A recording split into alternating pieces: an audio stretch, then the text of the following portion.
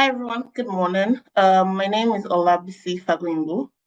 If you are on the ECAS Business Owners Group, you probably have had a conversation with me. So thank you for joining us today. It's going to be a really amazing one. We have two wonderful speakers in our midst. So yeah, our first speaker is Ayomi Bangoye. He's a seasoned digital marketing and growth specialist with over 10 years experience in the digital and ed tech space. He's working with brands currently to build growth engines that don't break the bank. So basically, if you're looking for digital growth on a budget, Ayomiko is your go-to person. Our other speaker is Oladipupo Israel Ogunsheye, also known as Ladi Speaks. He's a globally recognized business leader and marketing communications expert.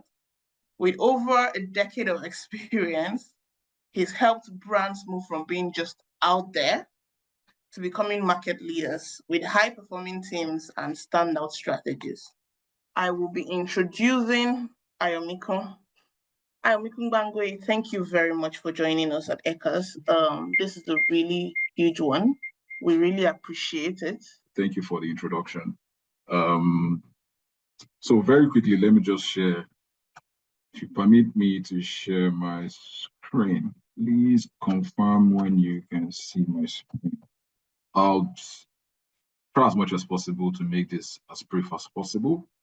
And of course, I also want our listeners to be sure that I'm not here to motivate, only here, to speak to some of the things that we'll be needing, the real life scenarios.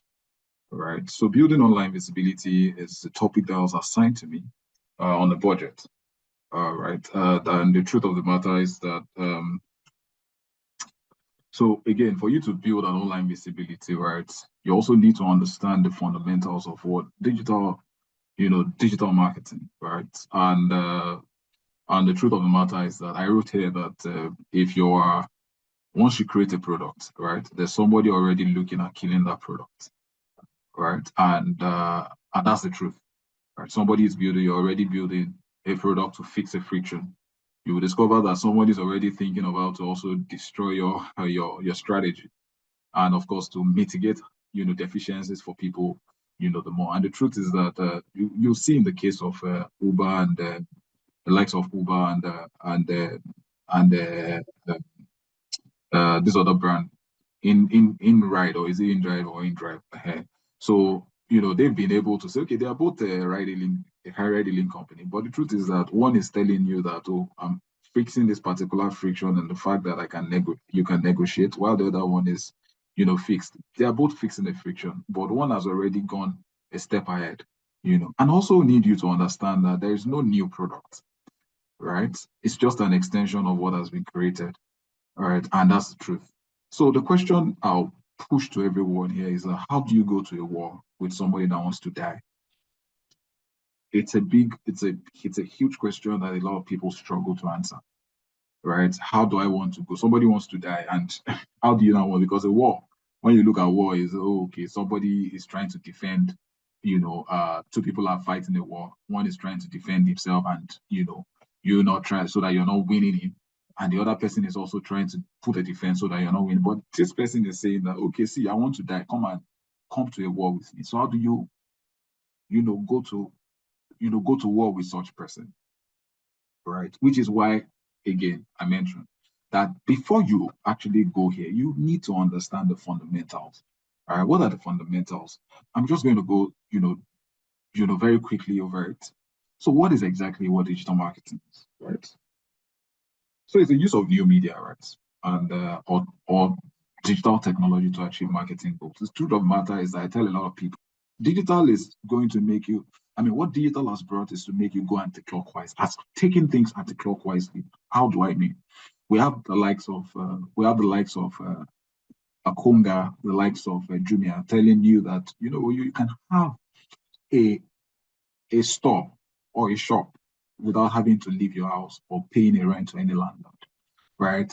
In the past, right, what we had, again, was, people who actually needed to have like a physical store. But digital has said, okay, you know what, I'm not going that direction again. I'm turning back, to another direction, which is why I mentioned that it's anti-clockwise, right? And when you look at it again, there are some 30 years back, we had we had gatekeepers who decided the kind of news stories that went on newspapers, right?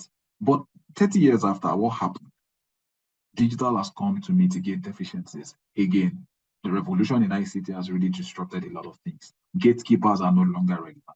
Anybody can tweet anything from the confines of his room or the confines of his house to actually again achieve whatever he wants to achieve, whether based on criticism or based on them defaming people or whatever it is, right? It has given the liberty, to lend a voice and all of those things. So digital marketing is new media, which is where we are. And I mentioned that it has taken a lot of things anti-clockwise, right? So what are the two most important principles of digital marketing that you need to understand, right? The outbound marketing and of course the inbound marketing. Outbound, just like the name, just as a name, outbound is out. In sales, right? We call it, it's also outbound in sales. How do I mean by outbound? In sales, when we say outbound, is when a salesperson goes out, right, to pitch or to prospect for a client. Inbound is when they actually reach out to you based on, probably the reputation you've already built and some of the things that you've done to attract, people. So people reach out to you based on a lot of things, probably on reputation or maybe the good things, or maybe CSR activities or whatever you must have done. Right. So the two principles of digital marketing you need to know, like is outbound and inbound. We'll go into it. What do I mean by outbound? Right? Outbound marketing, right, is again, I related it with I had to make a comparison with sales, right? So outbound marketing it begins, when the brand, advertiser or the brand advertiser pushes out a message, to a specific target audience. And the very, very important thing about digital marketing is that, you're able to actually again engage with an audience one-on-one, as opposed to, the traditional media, right? That it's mass audience, right? So the inbound is when you begin to, push out messages to specific target audience, specific target group, etc, etc. When you talk of inbound, is after you must have made those noise. It's an opposite of outbound.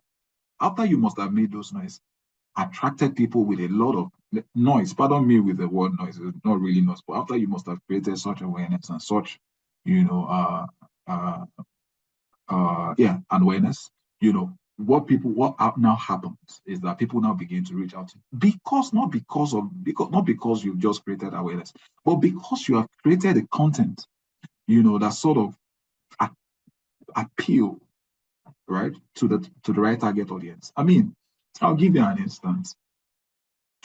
I worked on a brand. I worked on a brand called Lumos, right? I don't know if many of you know Lumos, right? Lumos is a more like a solar brand that makes it possible for you to, power your TV, your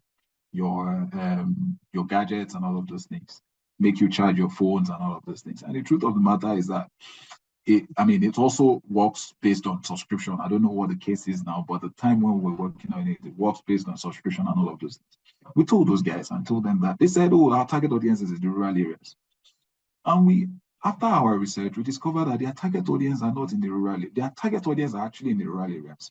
But when we begin to push out our messages, we will not push out to the rural areas, rural dwellers. We'll push out to the people in the urban areas because those are the people that have the financial capacity, to buy and take it to the rural areas where their grandparents or their uncles live, right? So because we have developed those content, that again, we're not just reaching out to them, we're also letting them see reason, giving them reasons to believe, and letting them know that this is an answer to prayer to your people in the rural areas, right? So we gave them the reason to believe. How did we give them? We gave them by creating content, right, that sort of appeals to them, right, and makes them think that it's an answer to prayer, right? So after pushing out all those messages, what happens? They begin to reach out, which is their inbound.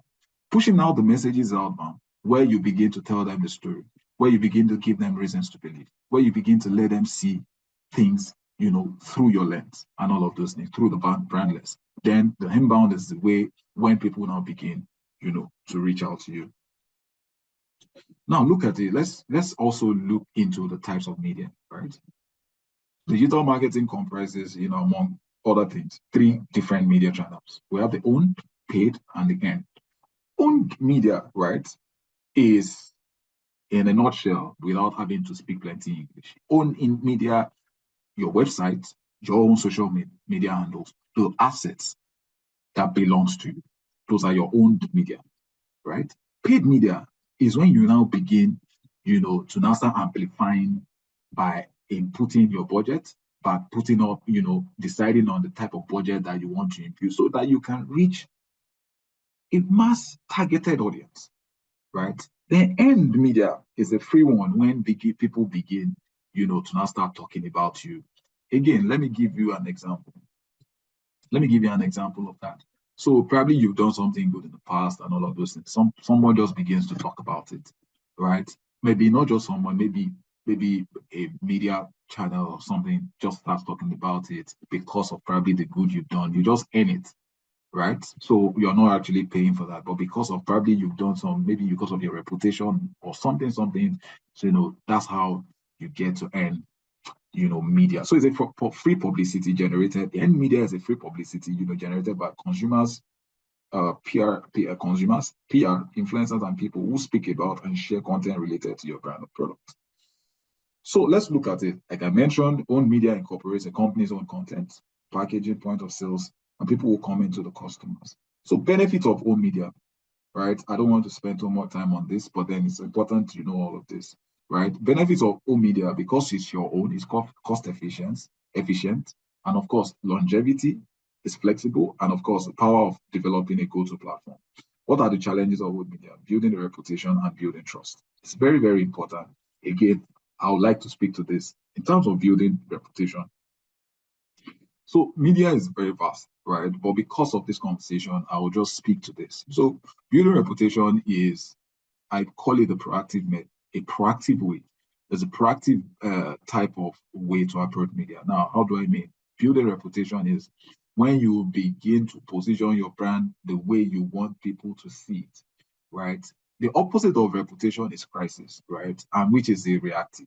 You don't want to be there. You don't want to be at the point of crisis. That's why you need to continue to build reputation. I'll give you an instance.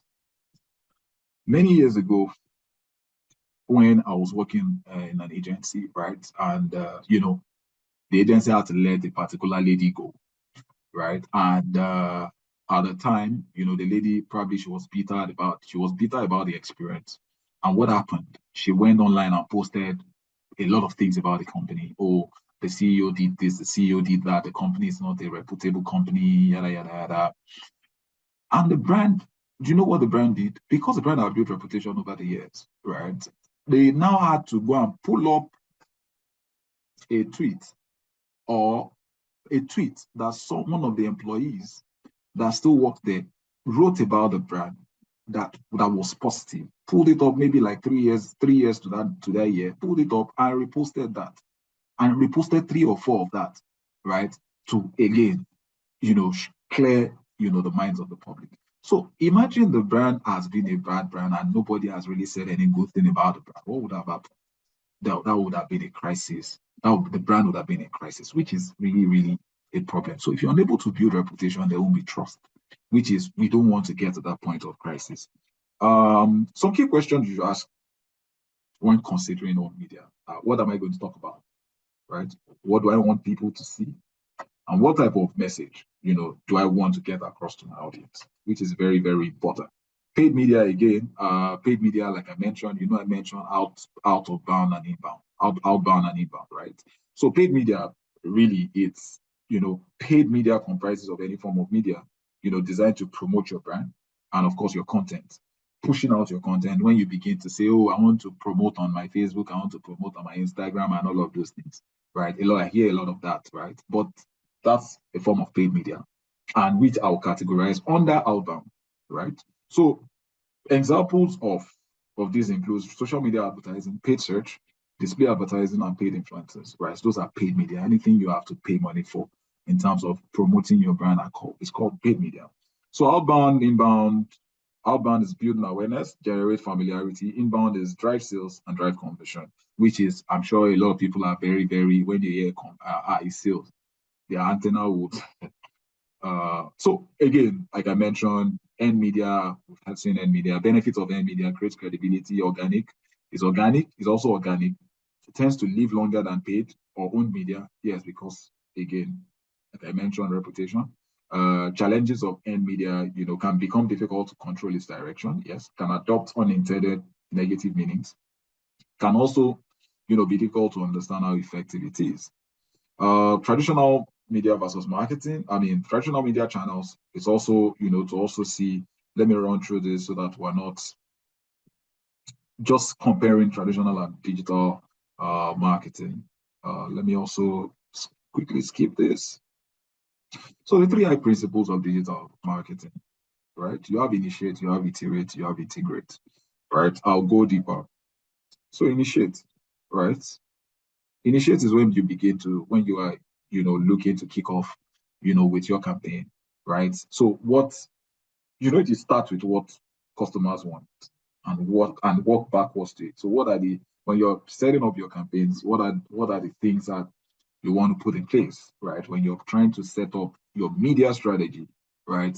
Your media strategy, when you're trying to, put together your media strategy, what are the things you want people to see, right? What are your objectives, right? So who are they? These are the things you should consider. Who are they? Who are they? Because if you are to push out, let's say, a diaper brand, and you're looking at pushing that out to somebody like me, there's a low possibility that I might be interested. But you're pushing it to somebody, probably you're looking at the mothers within the range of maybe 23 to a particular age, and okay, who are they? I want mothers.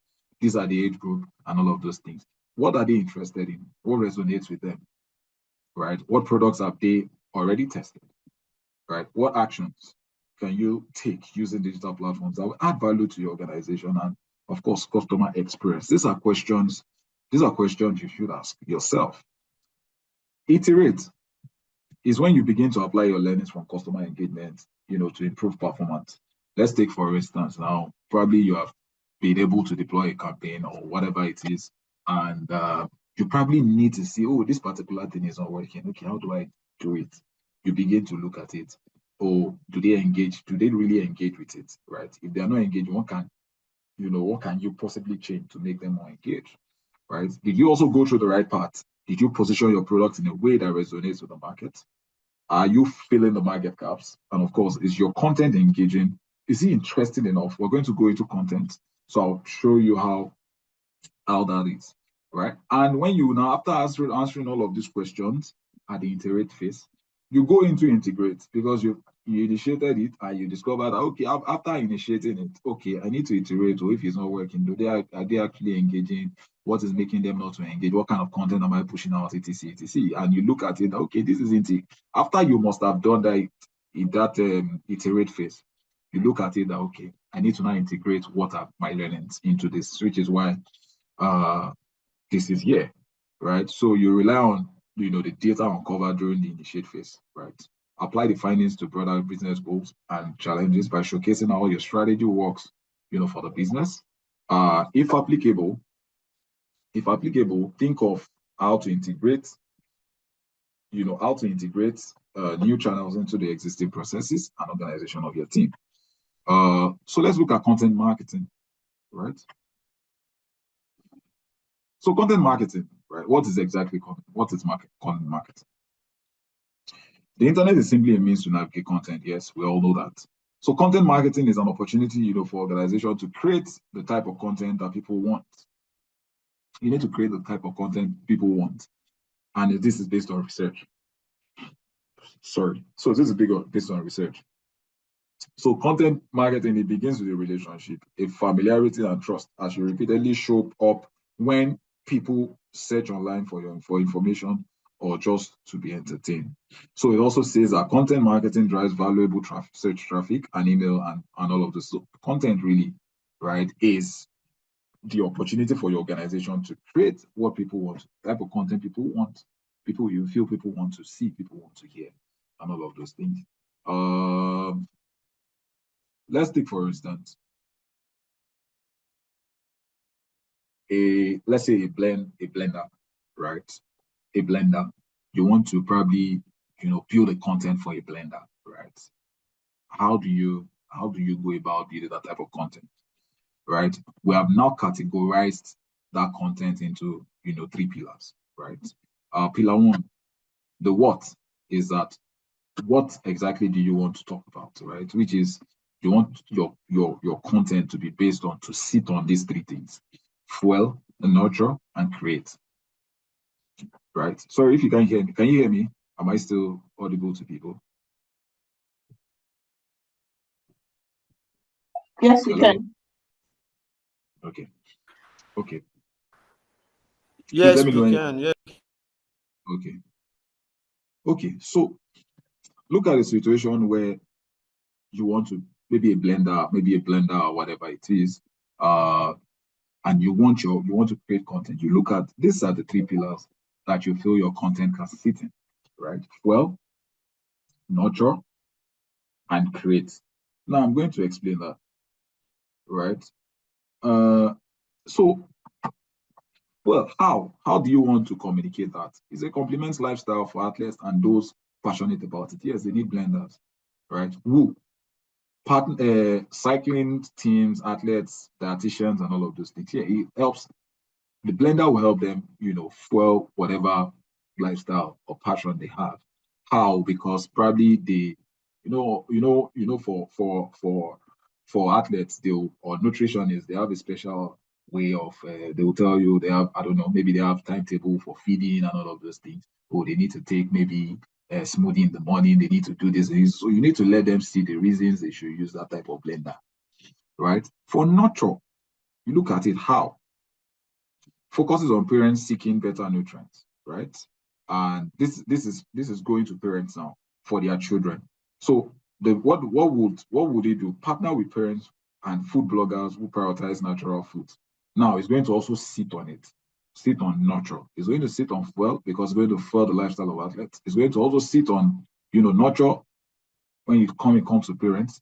Also create is also going to sit, on create because you also need to appeal, to chefs, artists, culinary institutes, etc., etc. You need to give them reasons to be. You need to let them know that this blender is an answer to prayer, for them. What are the benefits of content marketing? Right. Enhance understanding of your business proposition, right? Generate new business leads, nurture sales prospects, and convert customers. Increase and improve search engine rankings. Recruit advocates for your brand, and grow awareness. If you have good content, right, you're able to appeal to a lot of people. Those people will begin to talk about. Let me give you an example. There was one time I was thinking so big. And I said, okay, fine. That was the time the OP guys came into Nigeria. All right, that was when they had all right, that's the biking stuff. At that time that they would say, oh, from Ogba to Surulere is 120 naira, and people jumped on it. We understood that their strategy that was to drive talkability, which was good, right? But they had a goal. The goal was the OP. They wanted to onboard a lot of people, so that they can use they could use their fintech, platform. But I didn't see that was so. I was also thinking big at the time and said, okay, fine. If their goal is to drive talkability, what do I think we should do? Because I was also pitching them that time. Oh, okay. What if we put a bride? That was the time. What if we put a bride on the bike, right? A bride on the bike on a Monday morning, and the bride is on the OP with the helmet and all of those things, and on Third Milan Bridge, the bride should act like she was worried. Probably she was late for a registry, for a court wedding, and all of those things. That thing, I was not thinking, oh, this thing could drive talkability. People would just begin to, record. Look at this bride. Oh, this one is late for an entry. She's entering OP. She's on Okada trying to, find her way to the registry or to the court for the court wedding. With although I was thinking, oh, this could drive talkability because people will begin to take pictures of her and people will begin to post it. And Opay does not need to spend any money, to actually again push their brand maybe on all these blogs, Insta blogs, and all of those. No, no, they didn't need to. All they needed was to drive talkability, and I felt that could have enabled them, drive more talkability, right? So content, I was thinking big. I didn't know maybe it was but I was just thinking, big at the time. But I was thinking, okay, this was their strategy, and okay, I think it might work and all of those things. So content, good content enables you, to appeal, to a lot of people. So what's the intent of content, right? Is to awareness, right? Interest, uh, in terms of interest, yeah, to capture audience attention beyond awareness and convince them of your proposition. Consideration, give food, further details on what you do to inform customers about your experience. Yes, this again can also suffice as consumer journey, also following the buyer's journey through, a funnel. When it comes to conversion, right? Foster an enticing personal experience, between you, your customers, and your business. It's very important because this time, that's time they buy when it comes to conversion. But a lot of people make a lot of mistakes. After converting them, they feel it has finished. No, you also need to retain them. You need to still continue the conversation, right? Which is what a lot of people make mistakes. They will say, oh, it's awareness, engage, and convert. No, we've moved past that. A lot of people have even moved past that. They need to retain those that they've converted, which is why a lot of people, some digital marketers have now changed it to say, oh, it's awareness, conversion, and engagement, right? So that's even though that's a very, very, I feel it's also better, you go that route by retaining these guys because it's easier to upsell and cross-sell to these people as opposed to new converts or people or your prospects. So existing customers are easy to sell to, cross-sell to, upsell to, resell to, right? As opposed to people, prospective customers who are yet to even, believe in you. So in terms of content intent, it has to be relevant. If you can't see why customers would engage with a piece of content or how it helps you drive your business agenda, then it may not be worth creating, right? And your content needs to address a need, right? Addresses the buyer's needs or interest. It needs to address my need, right? I'll give you an instance. Take, for instance, three people, and I made this analogy. I think I made this analogy in one of my sessions with my staff, right? That okay, three people wants to buy. When you look at it physically, three people needs to buy maybe a earring, right? We have Ada, we have there is Ada, there is Tokwe, there is Aisha, right? Ada naturally, wears earring, right? Aisha doesn't even have piercings, right? But Tokwe has piercing, but she doesn't use earring. If I'm supposed to, convert people quickly, who am I supposed to meet? Am I supposed to meet somebody who is not there, who does not even have piercing?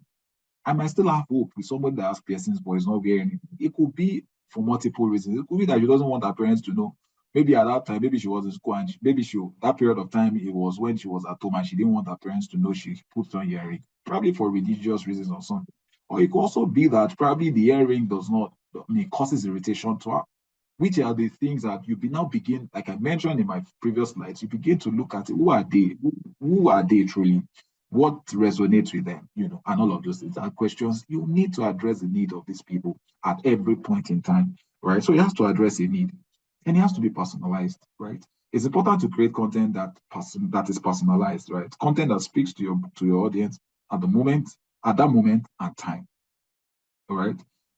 Includes, of course, call to action, which is very, very important. It might be, your content might be my waste, or probably your effort might waste if it doesn't include, all of this call to action. Then valuable, it has to be valuable, right?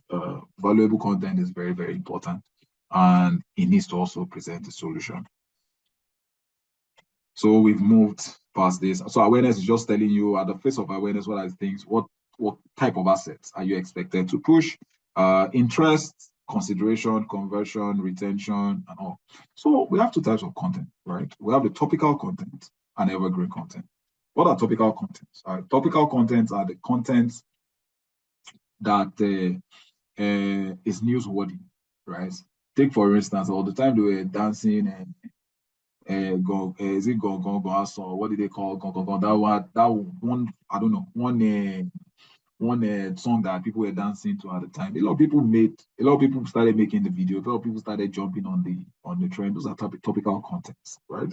The type of content that, I mean, the topic at the time, like that, and you jump on it, are called topical content, right? When you talk of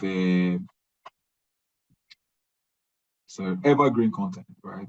Evergreen content are always evergreen, right? In terms of maybe how-to articles or maybe video tutorials and all of those things, explainer videos and all of those things. So that evergreen content are very, very important. So when it comes to SEO fundamentals, paid versus search, and all of those things, like I mentioned, paid versus organic search. Paid is paid, organic is organic. You don't have to pay. So the opposite of paid is organic. Like, so we have the SEO, search engine optimization, which is the process of getting traffic from free, organic, editorial, or it's natural. People search for you naturally, right? So a lot of people build all of these things over time. It's not a day thing. So you own a website, right? Through your content, through the content you're pushing out, is you're able to also drive visibility, because you already know what people are beginning to talk about your brand, right? So paid versus search, right? Paid versus search. You look at it, like I said, paid is near instant because you're reaching mass, so you get instant results, right? Pay per click, easier to measure and all of those things. But the danger of this paid search is that a lot of people might not really trust your brand as opposed to people who are actually, again, popping up when they search, right? They believe that you're a new entrant. A lot of people might believe you are a new entrant, so they might not want to work with you based on that, right? But it's okay if you need to get instant results, that's fine. But I believe a lot of people are not patient, so they want, the paid search and all of those things they need. But before you also achieve this paid search, there are some fundamentals you also need to put in place to ensure to be able to mitigate this part of paid search. So organic search as well. This is where, like I mentioned, people just search for you because of reputation or because you've been able to pop up on maybe on a part maybe they're searching for, maybe take for instance, they put up insurance, right? Your company pops up, or maybe they put up a third party, your company pops up as an insurance company, or maybe they put up accident, your company pops up as an insurance company. So those are the kind of things. So keyword search, landing pages, and traffic measurement. So those are the kind of things that you need to put in place, right, when you're in that process. How search engine works, how does it work? So these are three pillars of that. These are technical terminologies. Because of time, I might not be able to. I'm checking the time here. Because of time, I might not be able to quickly go, through that. Keywords and all of those things. I'll probably share the slide with you guys when I'm done. So when it comes to Now, to answer that, when it comes to building, the slide is, sorry, I missed a particular part of the slide. I think this was the wrong one. So when it comes to, talking about channels, right? What channel, right, are you leveraging, right? What channel are you leveraging for your brand? What channel do you want? You need to choose a particular channel. You need to choose different channels to drive visibility for your brand, right? And what assets are you driving on those channels, right, to drive visibility for your brand? How do you build the online visibility, right? First of all, you need to be sure of the channels, right? You need to put in place, right? Uh, there are three types of plans, right? There's a creative plan, there's a media plan, and there's a media plan, and there's a media strategy, there's a creative strategy, there's a media strategy, and there's a media plan. The media plan talks about the budget. While the media, strategy talks about, if you're coming to me as a brand owner and you're telling me that I want to push your brand, I want to push this brand on, maybe I want to push this brand maybe on Facebook. I'll ask you, why are you pushing my brand on Facebook? Because I believe that Facebook people, most of the people on Facebook are mostly baby boomers, right? And you come and clear my doubt and say, no, they are not big brands. So these are the rationale around it. This is the rationale. This is this. If I'm using Instagram, I'm using it because of XYZ. If I'm using Twitter, I'm using it because of Y. I was also using some other digital tools such as maybe programmatic, maybe GDN and all of those things. Or maybe the assets I want to use, maybe I'm using non-standard banners, which has also taken banners from irritation to fascination. What is the rationale, right, behind that, which is very, very important. Before you talk of the budget, you need to also know what the platforms or channels you're going to be leveraging, right? So what brand? The question now, probably after the question will now be that what brands do you want to push, right? And where do you want to push those brands, right? That again will now, cascade into, okay, fine. Then after deciding the kind of platform I want to use, what budget am I looking at? Now I don't know. The category of people here are probably SMEs, right? So building that, you need to ensure that you already know the type of channel you want to leverage, right? What multiple channels do you want to leverage? Are you leveraging Google? Are you leveraging Facebook? Are you leveraging programmatic? Are you leveraging Instagram? Are you leveraging influencer marketing? Which again, I always advise that if you're leveraging influencer marketing, if you need to achieve XYZ goal, right? If your brand is based on performance, right? Take for instance, if you're in the betting space, right? At the end of the day, what you want to see is how many people are placing a bet. And you go to an influencer and you tell the influencer that I need to do this, right? And everything the influencer is just posting and all of those. No, you need to tie a KPI to it. That's how to work on budget. I mean, low budget. Now you're putting a KPI to that influencer and saying that, oh, I'm going to give you a code. So if you drive 10,000 signups for me, I'm just saying 10,000 users for me, I'm going to give you this amount of money. That's how to work, working. I'm giving you strategy of how to probably push your brand based on a particular budget, right? If you have given that influencer that type of budget and that type of target, you know fully well that if you are giving that influencer, let's take for instance maybe 500,000 naira, right? You should be sure that whatever the influencer would bring back, right, would be maybe 300% bigger than that 500,000 naira because you have sold 500,000 naira, right? So that's how to do all of those things depending on the industry you're in. If your industry is to drive footfall to stores, which is mostly FMCGs, right? You look at it that, okay, how do I drive footfall to stores, right? Can I use this platform to drive footfall? How many people are going to, how do I measure? Most of the time, the way people measure all of these things, they have maybe food soldiers, at the store where, probably put like maybe a roster or something, maybe a form to fill and, to ask people, how did you get to see this particular ad, right? So you look at it that which one is performing well and you put more money there. I'll give you an instance. I worked on I was part of the people that worked on the one uh one political brief at the time, right? I don't want to mention the name. So we did the campaign, and the man was like, oh, people don't see people. Somebody and the man mentioned that, oh, somebody saw the man is a governor, right? And he came and he told us, I said, somebody told me somebody told me that, oh, we don't know you've been doing so much, like this, so that a lot of people don't know. And we asked him, how did you get to know? And he mentioned, I got to know through my friend, right? That means that's word of mouth. So how do I go about that?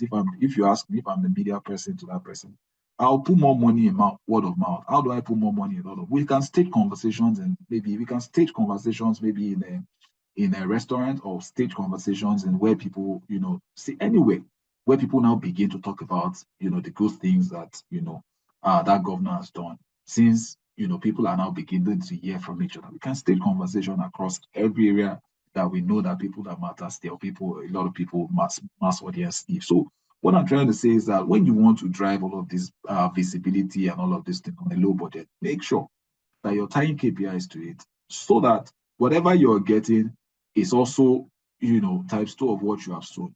Remember, advertising or marketing is what you sow, is what you reap. So these are just channel specification, channel format, and all of those things that you might be needing if you're pushing out your brand. So our second speaker, Ladi Speak will be talking on what building online visibility really means, the importance for businesses, and how the practical low-cost strategies and tools we can use to grow our businesses online. It's a pleasure to be with us this morning. And I want to say thank you to the first speaker. I think he's spoken quite a lot on so many granular things. And for me, I'll be approaching this conversation in a somewhat different direction. And my aim this morning is that by the end of this session, this morning stroke afternoon, I think we're 5 minutes to 12 p.m. So morning stroke afternoon, every business owner on this call leaves with key insights, key understanding of the current market landscape that you presently operate in, and you leave with actionable steps that helps you do better business in 2025. Now, for every business owner in whether your business is you are a makeup artist, you are a shoe retailer, you are an accessories retailer, the goal of your business is to get revenue. Revenue for yourself, revenue for your stakeholders, revenue for your investors, revenue for the business owner. That is the goal of every business. And so when we understand that the goal of every business that is set up, whether you're setting it up as just I'm selling rings online, or I'm opening a small shop, a small corner kiosk in front of my house, I'm selling Zobo to my church members, whatever kind of business that you're running, the goal of that business is revenue. Now, approaching business from this mindset is the first thing I tell every business owner when I talk to business owners. Because when you understand and approach your business from the point that the entire reason why I've set up this business is to generate revenue, every other activity, every other action, every other point that you need to do, that you are doing, that you are investing your time in, that you're investing your resources in, that you're investing your knowledge in, you will deprioritize them and focus on the key things that matter, which is how does my business generate revenue? How does my business increase the revenue that we're presently generating? How do we 10x it? How do we 2x it? How do we 3x it? That question is a question that as a business owner, you need to continually ask yourself. Now, I tell business owners this. As an individual business owner, you're just starting out your business. The most important question for you is, how do I generate revenue? How do I drive sales? Every other thing in your business, you can outsource it. In fact, I always advise business owners, you can outsource every other thing in your business, but one key thing that you must ensure that you have perfect and ultimate control over is how you generate revenue. Because that's very, very important to the soul of your business. Now, a business that doesn't generate revenue dies off. A business that doesn't generate revenue fades off. And that's why every now and then you hear about, oh, this business used to be the big thing at some point. And afterwards, the business no longer exists anymore. Now, for every business that is generating revenue, the first stage of that business generating revenue is brand awareness. Now, if people do not know about your business, you cannot generate revenue. If people do not know that your business exists, whatever business it may be, you cannot generate revenue. Now, the more people know about your business, the more they recognize your business, the greater your chances of success for that business. Now, knowing that the revenue is like the first point of call when it comes to your business, you need to now understand that the more people become aware of your business, your brand awareness is the currency with which your business success lies upon. So you need to get as many people as possible to know your business, to recognize your brand, and what happens afterward is that you increase your chances of success as a business owner. So what the next set of slides that you'll be seeing on this call is how do we build this brand awareness that is the soul and the currency of business success? How do we get more people to know and recognize our brand in 2025? How do we increase our odds of success? How do we increase our chances of becoming successful as business owners in 2025? Now, in the world that we presently are right now, visibility, brand awareness has changed. Before now, if I want to buy a bottle of Coca-Cola and I want to have lunch, I need to do two things. I talk to my office assistant, I say, send him or her down the road, or send him or her with a driver or something to the local restaurant around my office access, and say, oh, buy me this, buy me this, buy me that. Now, in today's age, the way people, visibility, I have combined visibility into two groups. The way people discover businesses, the way people become aware of businesses have changed in the new world. The first category is search.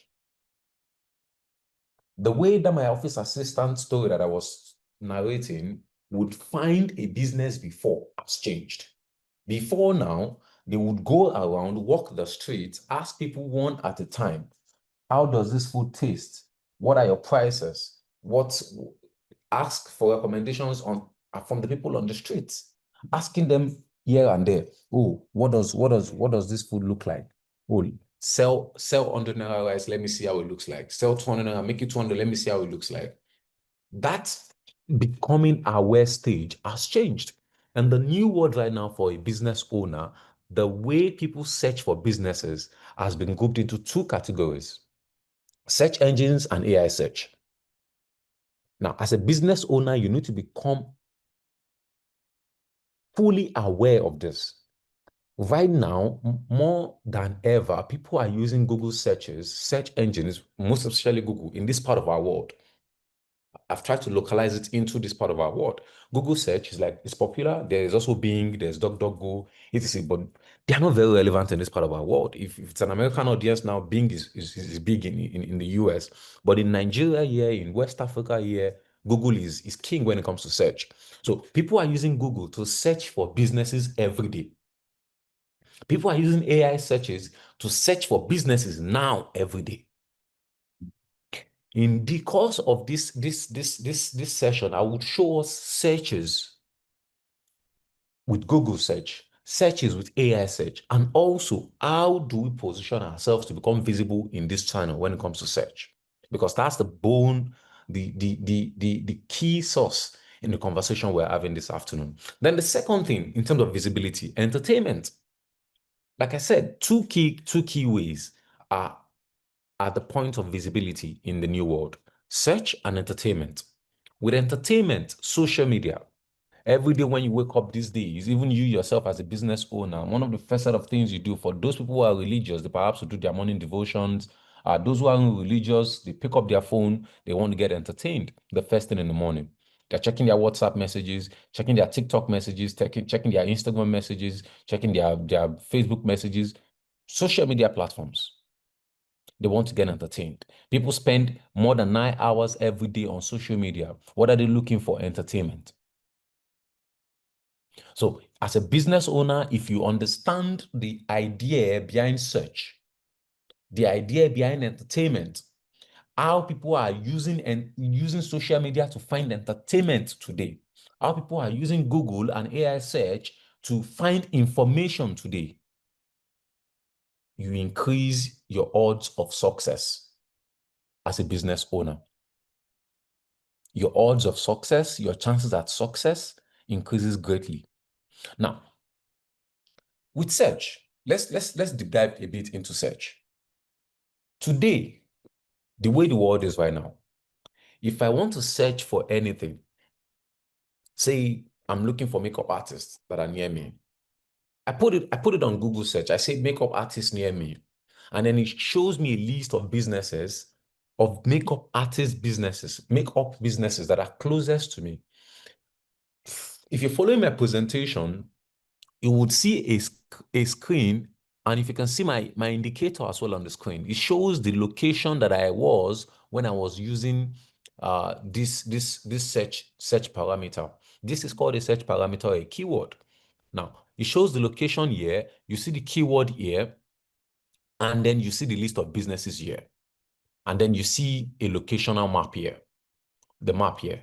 Now, what you see here are also keywords that this search engine prompts the users to tap on. Now, if I tap on any of these keywords, it streamlines my search further based on the businesses that are listed here.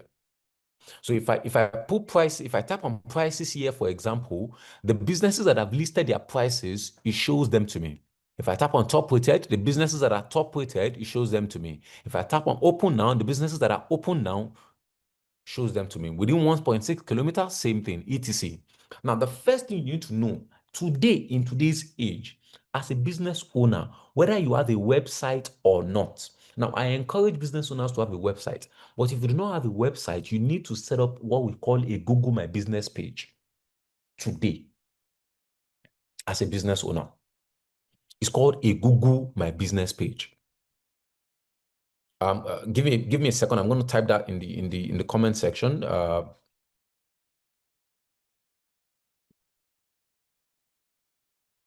Maybe one of the moderators can help me type that.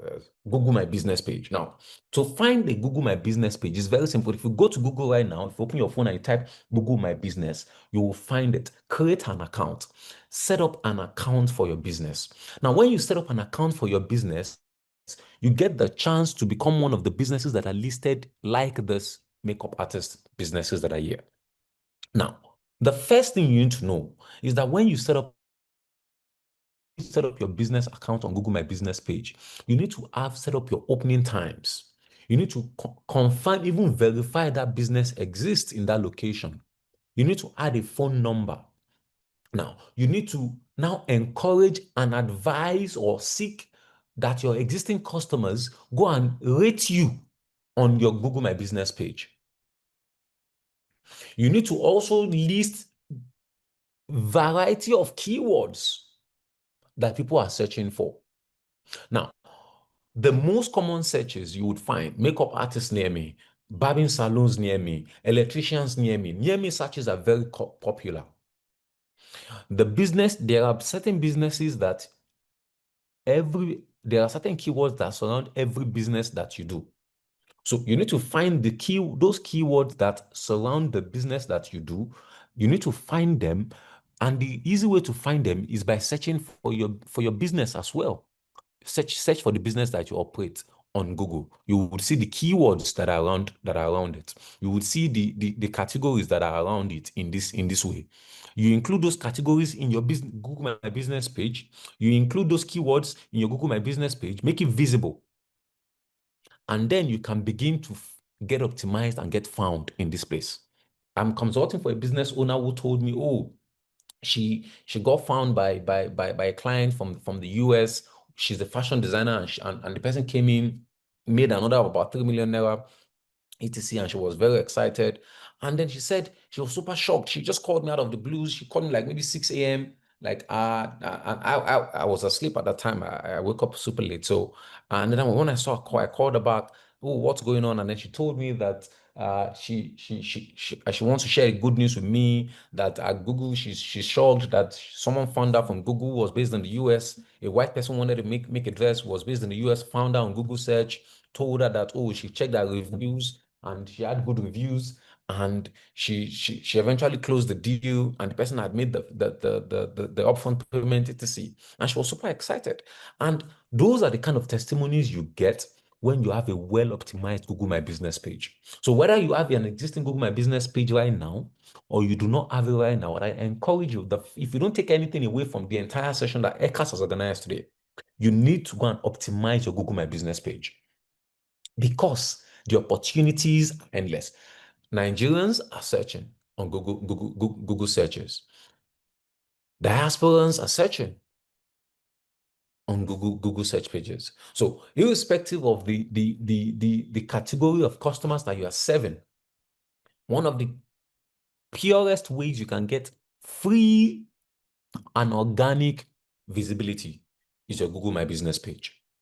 Now, we move on to the next point, which is AI search. Now, the similar thing exists in AI search. Now, the tool that I've used to search what you're looking at is called Perplexity AI. It's an AI search tool. Practically my default search engine right now. Now, it's my default search engine. So if I search makeup artists near me, it shows me a list of makeup businesses that are near me. Now, when it shows me the list of businesses that are makeup artists, studios, shows me their prices, shows me their location, you can see how it displays.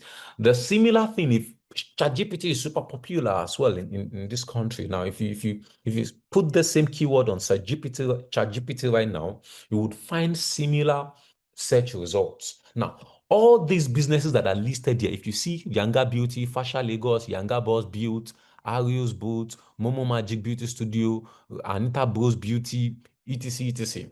All these businesses, how did they end up getting here? That's one question that we should ask ourselves this morning. It is the built visibility. They are built visibility. Now, to build visibility into AI searches, you need to be present in sources online. For example, the first speaker spoke about some things earlier. You need to be visible, create videos on YouTube, for example. For starters, you can volunteer to write on blogs about your business. Now, that which is content marketing, which the first speaker spoke about earlier. You can volunteer to write a story on a blog that features your business. You get a shot on this spot. You put videos on YouTube, you get a spot on this spot. Now, you have business pages like on Ecas, for example. You get a spot on this spot.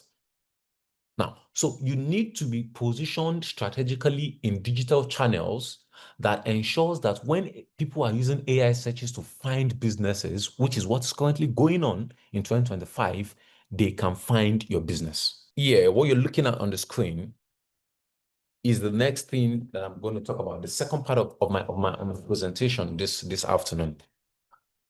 How people get entertained.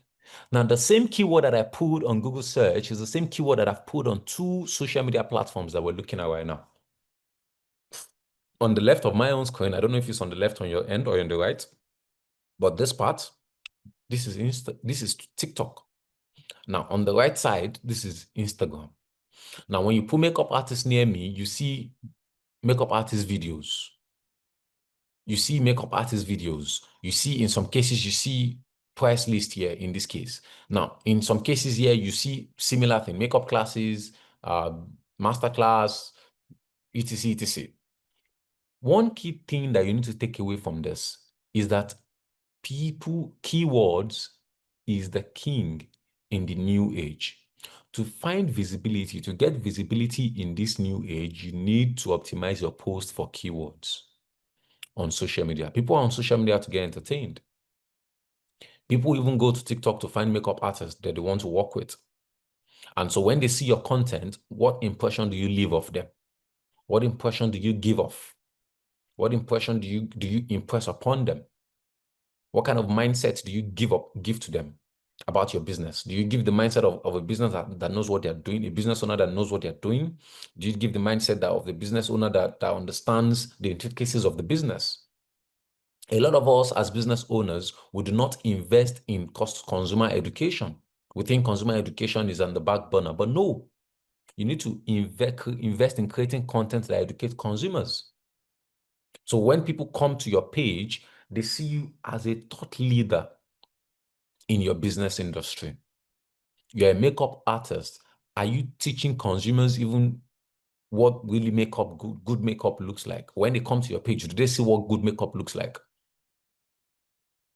Keywords is key right now. Keyword is key right now. Keyword is key right now. On social media, you need to begin to understand what keywords are important. What keywords are people searching for? What keywords can I include in my videos? What keywords are people going after? And then create content regarding those keywords that surround your business.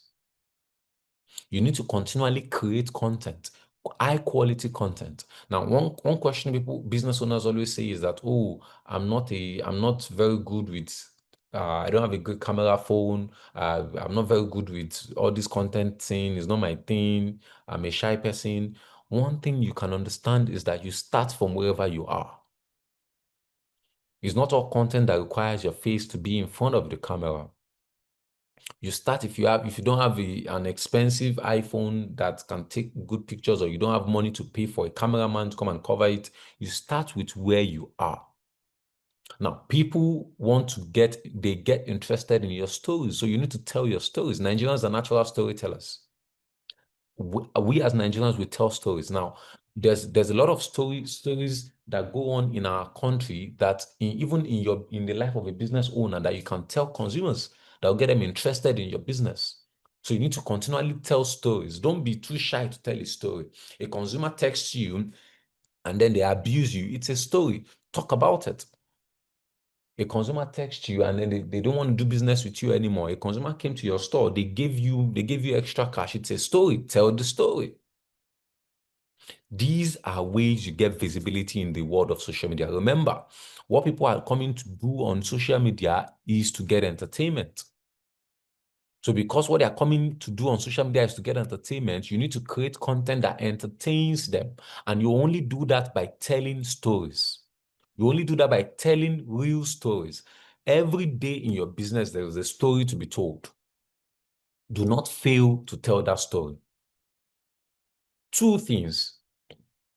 To generate visibility in this world, you need to know that there's placement.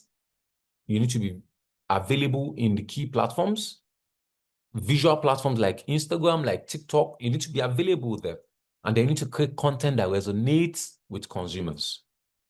Thank you very much for listening. I'll be happy to take questions at this point.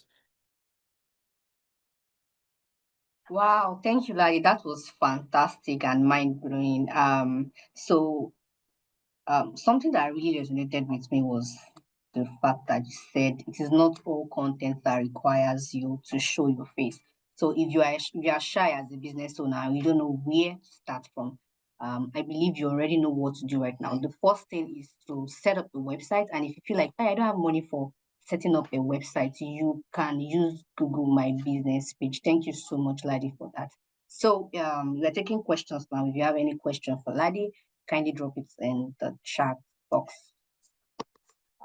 Ladi, if you are saying something, you are muted. Oops, my bad. Right. So what's the most effective? Let me take the questions from ground up. What's the most Right. effective low-cost channel for building visibility in the early stages of launching a niche platform? One, I mentioned it earlier, Google My Business. You need to get optimized for Google My Business because of search. Two, social media. Social media storytelling would give you, this is low cost, would give you great visibility. If you tell great stories, people don't want to follow brands. They don't want to follow businesses. They want to follow personalities. They want to follow stories. So if you want to drive virality in this new age of entertainment via social media, you need to tell stories. You need to tell stories. I tell people all the time. As a new business, see, everything is a story. Forget about it. Every single thing is a story. Every single thing that you know, that you think is an idea that is happening to you in today. Business owners have stories for days. If you sit with a business owner right now, they have experiences for days. Even your struggle in getting your first consumer, your first customer after you launch a product is a story. Tell it. Let people hear it. Because it's emotional. People can connect with it. There are people who just feel like, wow, this person has started this business for 1 month and nobody has sold anything from them. Wow, and I need this service. Let me buy from them. Let me share their video. Because it's emotional. That emotional connection can only be gotten via storytelling. So to confidence, Chiamaka, I've mentioned 2 key things: search, Google My Business pages, storytelling via social media. Very essential. Now, the second question from Mama Umi Messi with Tora. My question is, how does growing followers organically work? Are there real people that are following and can actually patronize you? Thank you for the session. Okay, so now this is how I explain social media followers to people. because I realize a lot of people don't understand what social media followers really mean in practice. Now, if you have a shop or a storefront, you can have 10 people walk into your storefront. You can have walk into it, one, walk past it, look at it, but maybe 2 people will buy from you. Those people who walk past it, those people who came inside, those are your followers. So what would make people, I mean, I think maybe two weeks ago, I was in a mall in Doha, and I think I was in a store. I was in a store. I walked past the store. I saw a shoe. I went into the store. Now, when I asked for the price of the shoe, I started engaging the attendant, and then we had a lot of conversation. And I realized that, oh, I like this shoe, but I can't buy this shoe. It wouldn't look very good on me when I tested it. Now, in that case, I had seen what attracted me into that store, which was the shoe. I'd gotten into the store, entered the store, priced the shoe, tried it on, didn't look good on me, and then I left. Now, in that particular instance, if someone I know who would like that shoe, someone I know who that shoe would look good on, someone I know who perhaps I want to gift them that shoe is available, I could have bought that shoe for them. So in that case, I am a follower of that business.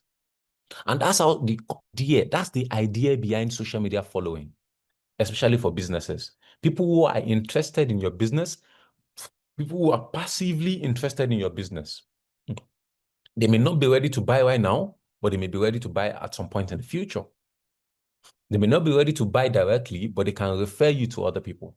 So the way to cultivate them, the way to build them is to continually tell stories, is to continually create content that resonates with them. Something attracted me into that store in mall. I think it was Ventura Mall or Vertigo. I can't remember the name of the mall right now. Now, something attracted me into that store, that guy's store. Something attracted me. I saw something that attracted me. So that thing that attracted me, if the weirdly, he didn't even have other shoes that seemed like my style. Well, if he had other shoes that seemed like my style, I would definitely I'd spend my money in a store. But that experience stuck with me because it was a very interesting experience. The guy was he was Algerian, so we're even speaking in French. It was pretty much interesting. So, but the thing with social media followers is that you build them in bits. Organically means that in bits, gradually, slowly. You give them content that makes them remember you, remind them that your business exists, remind them that they can even refer you to other people if they are not patronizing you. So organic followers mean that people who are interested in your business at some point, and they can even patronize you and also even refer you to other people. So I don't think there's any other question here. So Maomi is saying that she has a major struggle is the fear of visibility. Maybe you want to speak to that. How are you experiencing this fear? What's the fear of visibility? Is it that when you become visible, people would not like you, or people you don't have you have a supply chain issue or a supply chain problem and not a product problem? You have a product problem or your product is not ready. Maybe you want to clarify what that means. But I think I've spoken to all the questions that are here. Thank you. Thank you once again, Ladi. Thank you, Ayomiko, for such a valuable session. And thank you to everyone who joined us today. Your time and engagement mean a lot. We hope you are leaving with some fresh insights and practical takeaways. So if you like to stay connected or for further questions, feel free to reach out to us via info@ecas.com, and also check the chat box to join our community. We have this active WhatsApp community where we share free, insightful resources, templates, and tools for your business. Thank you so much, Ladi and Ayomiko.